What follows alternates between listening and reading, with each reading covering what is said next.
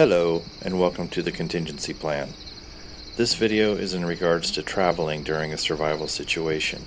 You will hear different opinions on this topic, and this one just happens to be mine. I will lay out the reasons for this, as well as tips on how you should go about this. It's pretty safe to say that in such a scenario, lawlessness will be the norm. You're not going to be able to call 911 for help, and even if you could, the odds of someone answering, let alone showing up, are virtually zero. So let's look at a scenario. We will make several assumptions in this scenario and then confront each one. First off, automobiles no longer work. Most will think that this means you're now on foot. As you'll see, that's not necessarily the case. Next, there are individuals or groups of very, very bad men out there just waiting for you to cross their path. And finally, for whatever reason, you need to get from point A to point B. Staying put may be your best choice unless you are in an urban area, weather is an issue, or you have a friend or relative with a place much more suitable to survival. As I mentioned, many survival experts will suggest you travel during the day and sleep at night. I suggest you do the exact opposite. I will lay out my reasons for traveling at night along with where to sleep and suggestions on ways to travel. For me, the pros vastly outweigh the cons when it comes to traveling at night versus the day. When most people envision traveling at night in such a scenario, they see themselves walking all night long in the dark and then finding a place to pitch a tent or lay out a sleeping bag while trying to remain hidden from others during the day. In my opinion, there is a much safer way to get from point A to point B. The safest and fastest would be not to walk at all, but that's not very realistic in this scenario.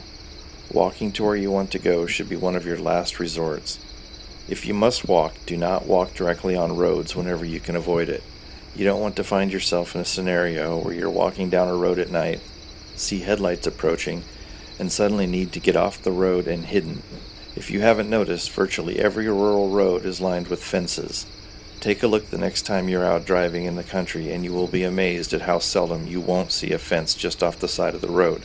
Trying to get yourself and whatever gear you have with you over a fence in complete darkness when seconds count is not a situation you want to find yourself in, especially if the fence is barbed wire. Get over the fence at dusk when you can still see and follow the road from the other side of the fence.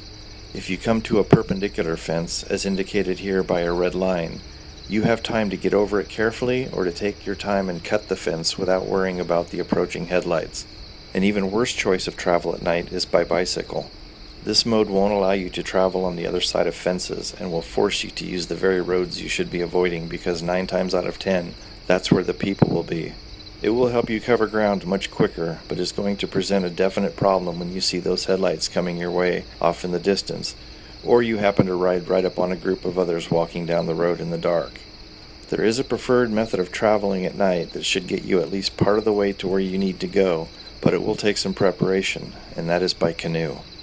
If you don't have one or can't afford one, then I highly recommend scouting out areas ahead of time and making notes of where you locate any canoes, because once the shit hits the fan, you're going to have to steal one as quickly as you can if you plan on leaving the area you live in. There are a lot of logistical issues with stealing a canoe, with many factors involved. This is something that will need to be well thought out ahead of time. The next thing you need to do is plan your route to wherever it is you plan to end up, using as much boat travel as possible.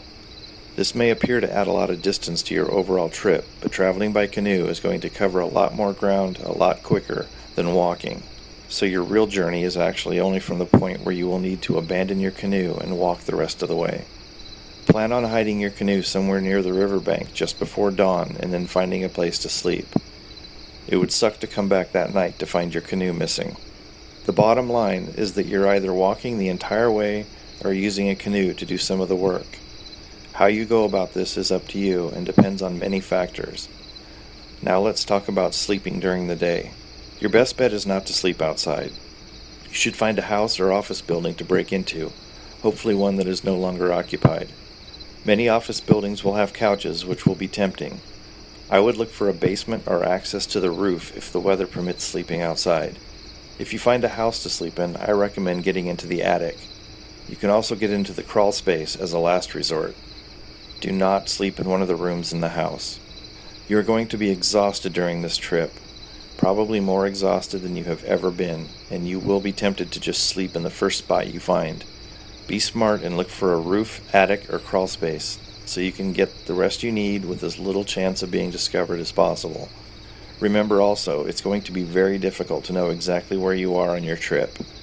You are not going to have GPS on your phone to give you an exact location so that you will know when to abandon the river, take a left, or any other changes of course to get to your destination.